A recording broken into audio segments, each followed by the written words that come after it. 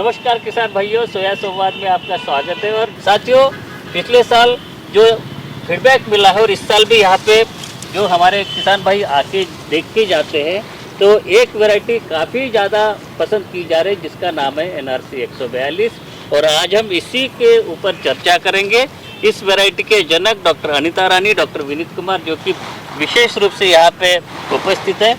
तो मैडम और सर, आपका स्वागत है। आपसे निवेदन करता हूँ इस किस्म के बारे हमारे किसानों को अधिक जानकारी आप दें। जैसा कि डॉक्टर दुपारे ने आपको बताया ही है, ये किस्म है NRC 142 और यह एक फूड ग्रेड वैरायटी है। फूड ग्रेड इसलिए कि इसमें दो एंटी न्यूट्रिशनल फैक्टर हैं जिसको हम कुनिस ट्रिप्सिन इनहिबिटर और लाइपोक्सिजीनेज बोलते हैं, वो इसमें नहीं है। उसके ना होने से क्या फ़ायदे हैं वो डॉक्टर विनीत कुमार आपको थोड़ा और बताएंगे विस्तार से। और इसकी हाइट बहुत अच्छी जाती है, जैसा कि आप देख सकते हो, कम से कम 75 सेंटीमीटर। इसके ऊपर जो नोट्स बोलते हैं हम, जिस पे फलियां लगती हैं, वो 18 से 19 कम से कम आती हैं। अगर प्लांट पॉपुलेशन ठीक है, अगर आपने 13-14 किलो ही डाला है बीघा में, तो आपको बहुत सारी ब्रांचेस भी मिलेंगी और फलियों की संख्या 400 तक भी गई है, पर 200 तक तो आराम से चली ही जाती है इसमें। और जैसा कि आप देख रहे हैं, नीचे से जो फली लगती है बहुत ऊंचाई पे लगती है, यानी कि मैकेनिकल हार्वेस्टिंग के लिए बहुत ही उपयुक्त वैरायटी है।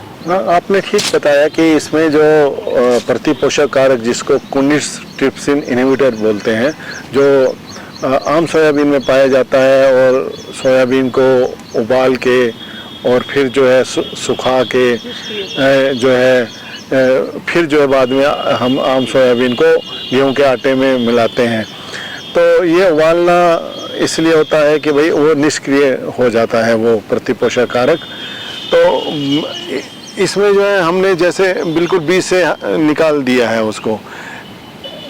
ऐसी एक वैरायटी और थी हमारी, और वो भी बहुत पसंद की जा रही है कई किसानों द्वारा, NRC 127। उसमें भी यह प्रतिपोषक कारक निकाला हुआ है। तो इसमें हमने क्या किया कि इस वैरायटी में ना केवल वो प्रतिपोषक कारक निकाल दिया है, फिर जो मुख्य गंध कारक है, जो स्मेल आती है सोयाबीन के खाद्यों में, वो लिपोक्सिजीनेज के कारण आती है। तो लिपोक्सिजीनेज 2 जो मुख्य गंध कारक है, उसको भी इसमें से हमने निकाल दिया है। अब केवल मुख्य ये मतलब एक वैरायटी और हमने निकाली थी दक्षिण क्षेत्र के लिए, NRC 132। तो उसमें जो है लिपोक्सिनेज 2 जो है उसमें से भी हटाया गया था। लेकिन अब ये वैरायटी जो है NRC 127 की तरह प्रतिपोषक कारक मुक्त है और NRC 132 की तरह मुख्य गंध कारक से भी मुक्त है। मतलब तो डबल नल वैरायटी, तो मतलब देश की प्रथम डबल नल वैरायटी, तो जिसमें कि दोनों ये जो दोनों ही जो है हमने मुक्त किया है। लेकिन कंपनीज जो फूड प्रोसेसिंग कंपनीज तो लेंगी, लेकिन हमने ये ध्यान रखा है इसकी ब्रीडिंग करते वक्त कि ये पौधा जो है किसान लोग पसंद करें, इसकी उत्पादन क्षमता अच्छा हो, ताकि जो है किसानों के लिए और फूड प्रोसेसिंग कंपनी के लिए, जो अंग्रेजी भाषा में बोलते हैं विन विन सिचुएशन का, ये काम करे और देश का उत्पादन भी बढ़े। तो इसका जो है मैडम ने जैसे बताया कि ना केवल मध्य क्षेत्र बल्कि दक्षिण क्षेत्र, मतलब मध्य प्रदेश, कुछ पोर्शन गुजरात का, राजस्थान का, मराठवाड़ा और विदर्भ महाराष्ट्र का, ये तो जैसे मध्य क्षेत्र में आ ही गए। फिर दक्षिण क्षेत्र कर्नाटक, फिर आदिलाबाद, तो ये भी क्षेत्र जो है इसमें आ गए हैं कि ये वैरायटी जो है सारे दक्षिण क्षेत्र और मध्य क्षेत्र उसके लिए उपयुक्त पाई गई है। और सोयाबीन का जो कल्टीवेशन है मेनली जो है इन्हीं एरिया में है और इन्हीं क्षेत्रों में है। तो ना केवल फूड प्रोसेसिंग कंपनी बल्कि देश की उत्पादन क्षमता बढ़ाने के लिए ये वैरायटी अच्छी कारगर सिद्ध होनी चाहिए। और बाकी और कैरेक्टर के बारे में डॉक्टर अनीता बताएंगी। हाँ, मैं कुछ और बताना चाहूँगी। कल हम दोनों ही किसानों के खेतों में गए थे जहाँ 142 लगी थी। वहाँ हमने देखा कई खेतों में पानी खड़ा था, 3-3 दिन से खड़ा था, पर इस पे किसी भी तरह का नेगेटिव इफेक्ट नहीं था। ये अच्छे से ग्रो कर रही थी और फलियां भर रही थी। तो ये एक एडिशनल इन्फॉर्मेशन जो हमें अभी पता चली कि खड़े पानी में भी उपयोग मतलब काफी जल अच्छा भराव की जो स्थिति रहती है वहाँ पे भी एक सहनशील हम इसको कह सकते हैं। किसानों के खेतों अनुभव। से हमको ये ऐसे अनुभव हमने हुआ है। प्रयोग अभी पूरी तरह से कंक्लूसिव नहीं हुए हैं, लेकिन किसानों के खेत में हमने ऐसा देखा देखा। कि वहाँ भी जो है फलियाँ आ रही हैं। और इसके अलावा जो है जरूर मैं किसानों से एक चीज़ शेयर करना चाहूँगा कि क्योंकि नई वैरायटी होती है तो जब लगाते हैं तो वो किस प्रकार की ग्रोथ लेती है, इसकी ग्रोथ हैबिट के बारे में मैं प्रकाश डालना चाहूँगा कि जैसे हम कुछ वैरायटी में जल्दी पकने वाली वैरायटी में देखते हैं कि ग्रोथ एकदम बढ़ती है, और ये वैरायटी जो है मतलब ना अर्ली है और ना लेट है, एक मिड मैच्योरिटी की बीच की अवधि की 96 दिन इसकी अवधि आंकी गई है। 2 साल का डेटा है और आपके जो है मध्य भारत की 11-12 लोकेशन है और उधर से दक्षिण भारत की 8 लोकेशन है, तो औसतन जो है इसकी अवधि जो है 96 दिन आंकी गई है। तो इसकी जो ग्रोथ हैबिट है एक यूनिक सी है क्योंकि सेमी डिटर्मिनेट है, तो शुरू में इसकी ग्रोथ जो है किसान भाइयों को नज़र नहीं आएगी कि ग्रोथ पकड़ रही है, लेकिन जब से ही इसके फूल आएंगे वो फूल आते रहते हैं कि कम से कम आपको 15 दिन फूल नज़र आएंगे और साथ साथ इसकी हाइट भी बढ़ती रहती है। तो इसमें ये देखा कि बाद में हाइट जो है 75 सेंटीमीटर, औसतन हाइट जो है 75 सेंटीमीटर, कुछ किसानों के खेत में हम देखे कि 1 मीटर तक भी गई है, लेकिन फिर तना जो है वो मजबूत है।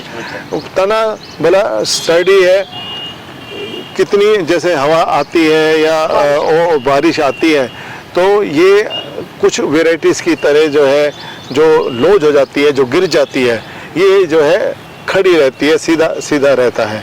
तो ये इसकी खास विशेषता है जो किसान भाई को देखेंगे।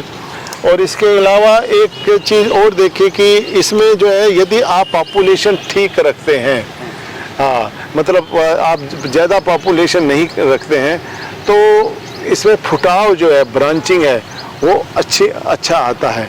कुछ किसान भाइयों ने निमाड़ में और कुछ रतलाम की तरफ उन्होंने जो है, हमने रतलाम की तरफ खुद जाकर देखा जहाँ कुछ डिबलिंग से की गई है, तो वहाँ पर इसका फैलाव जो है, जो ब्रांचिंग है, बहुत अच्छा देखा गया है।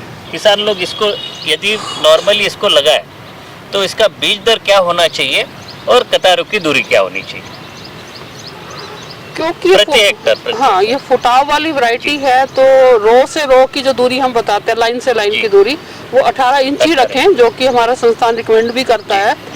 और बीज दर मेरे हिसाब से पर बीघा के हिसाब से अगर बोलते हैं तो 14 किलो काफी रहेगा, 14-15 60-65 किलोग्राम प्रति हेक्टर इसके लिए पर्याप्त है 18 इंच की अगर दूरी पे यदि हम उससे ज्यादा ना डालें, ब्रांचिंग हो जाएगी। तो साथियों ये एक महत्वपूर्ण बात इन्होंने बताई है और इन्होंने खुद किसानों के खेतों पे भी देखा। और डॉक्टर साहब जैसे बता रहे कि जो चोपने की विधि से या डिपलिंग से जो बोई है तो वहाँ पे इन्होंने देखा कि एक पौधे पे कम से कम 250-300 फलियाँ यहाँ पे लगी हुई है। तो ये एक ऐसे है कि अगर इसकी उत्पादन क्षमता का दोहन अगर करना है तो 18 इंच पे कम से कम इसकी बोनी करने हैं। और बीज दर प्रति हेक्टर अगर हम बात करें तो 60 से 65 किलो प्रति हेक्टर इसका बीज लगाएं। और बाकी ये दोनों प्रकार से उपयुक्त है, अधिक उत्पादन आप इससे प्राप्त कर सकते हैं और खाने के लिए भी आप इसको उपयोग में ले सकते हैं। तो इसके अलावा और कुछ हमारे जो एक बात मैं कहना चाहूँगा, ना केवल इस वैरायटी की बल्कि सोयाबीन की मतलब जो पूरी खेती हो रही है, कुछ बेल्ट में हमने देखा गया है कि किसान भाई इस इम्प्रेशन में रहते हैं कि भाई गेहूं में खाद दे दिया है तो सोयाबीन में खाद देने की जरूरत नहीं है। तो खासकर अब ये ब्रांचिंग होती है इस वैरायटी में, फलियां ज़्यादा लगती हैं, तो एक बेसल डोज जो संस्थान की रिकमेंडेशन है सभी सोयाबीन की वैरायटीज़ में, वो जो है ज़रूर अपनाएं कि एनपीके की बेसल डोज जो है वो ज़रूर दें। एक्चुअली ये मतलब अच्छा उत्पादन लेने के लिए ज़रूरी है। डॉक्टर साहब ने जो कहा है मैं आपको फिर से दोहरा दूँ, हमारी साप्ताहिक सलाह में या जितने भी वीडियो हैं पोषण प्रबंधक के बारे में हम लोग आपको सलाह देते रहते हैं। तो डॉक्टर साहब का कहना है कि जब आप यही वैरायटी नहीं कोई भी वैरायटी लेते हैं तो लोग आप जो बोलते हैं कि हमने गेहूं की फसल में, आलू की फसल में बहुत ज़्यादा मात्रा में उर्वरकों का प्रयोग कर दिया तो वो इसको मिल जाएगा, ये ज़रूरी नहीं है। आपसे निवेदन है कि जब किसी भी वैरायटी की उत्पादन क्षमता अगर आप प्राप्त करना चाहते हैं तो पौधे के लिए या फसल के लिए आवश्यक पोषक तत्व है जो कि ज़मीन से ही मिलेंगे। तो उसके लिए जो हम अनुशंसा करते हैं कि NPK और सल्फर की, क्योंकि ये तिलहनी फसल है, तो आपको ये करना है कि एक बोरी, मतलब अंदाजन मैं बता रहा हूँ कि एक बोरी जो है यूरिया की लगती है, 7-8 बोरी है या 50 किलो की जो हम बोरी कहते हैं वो सुपर फॉस्फेट की लगी है, और लगभग एक बैग जो है या 60 किलो के आसपास म्यूरेट ऑफ पोटाश, ये तीनों खाद इसमें डाल रहे हैं। सुपर फॉस्फेट यदि आप डालते हैं तो इसमें सल्फर ऑलरेडी मिल जाएगा, तो अलग से डालने की ज़रूरत नहीं है। तो जो डॉक्टर साहब बता रहे कि नई वैरायटी जब निकलती है और आप लोग हमसे पूछते हैं कि सर इसका उत्पादन कितना मिलेगा, हम लोग अपने हिसाब से बताते हैं, लेकिन वहाँ पे अपने लेवल पे क्या हो जाता है कि आप खाद डालते नहीं है, तो ये गैप निर्माण हो जाती है। फिर बोलते कि सर आपने तो ये कहा था और इतना मिल नहीं रहा है। तो ये चीज़ आप ध्यान में रखें। तो साथियों और कुछ आप? हाँ, मैं कुछ ऐड करना चाहूँगी। मैंने कुछ किसान भाइयों से पूछा कि वो खाद क्यों नहीं डालते हैं, तो उनका कहना था पहले पुरानी वैरायटी में जब वो खाद डालते थे तो पौधा बहुत लंबा और लैंकी हो जाता था और गिर जाता था। अब मेरा उनसे कहना है कि इस पौधे को गिरता नहीं है, इसको खाद डालोगे और मजबूत होगा। ये इतना मजबूत है, पानी बारिश कुछ भी आएगा ये नहीं गिरेगा, उसकी चिंता ना करें। प्लांट पॉपुलेशन बस मत बढ़ाएं पर खाद दें, खाद बढ़ाएंगे तो पक्का इसमें प्रोडक्शन आपको ज़्यादा मिलेगा। धन्यवाद।